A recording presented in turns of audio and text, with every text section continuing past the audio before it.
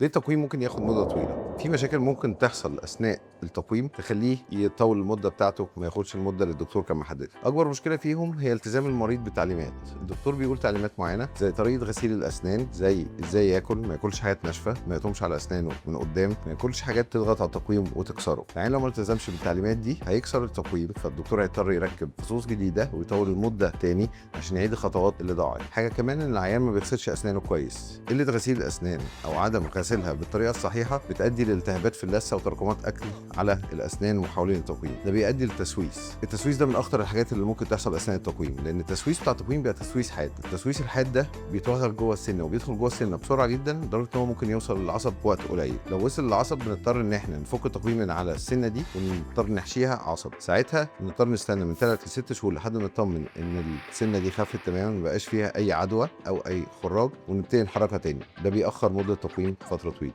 فلازم إن إحنا نغسل أسناننا باستمرار، لازم نهتم بكل التعليمات اللي الدكتور بيقولها. اخر حاجه ممكن تاخر التقويم ان الدكتور ما يكونش عامل بلاننج كويس للحاله بتاعه التقويم. الدكتور عشان يقدر يعمل بلاننج كويس ويبقى متاكد اخر يوم في التقويم شكل الاسنان هيبقى ايه، لازم يطلب اشعاعات معينه يقدر يشوف فيها حاله الاسنان وحاله الجذور بتاعتها وعلاقتهم ببعض وعلاقتهم بالفك والعظم بتاع الفك العلوي والفك السفلي. لو كل ده مش موجود مع الدكتور وقادر ياخد منه المقاسات المظبوطه ان هو يعمل بلاننج للحاله، اكيد هيبقى فيه مشكله او فيه ايرور هتحصل في السكه. لو التزمت بالتعليمات اللي احنا قلناها والتزمت بكل حاجه الدكتور طالبها منك، هتقدر توصل للشكل المظبوط اللي انت نفسك فيه.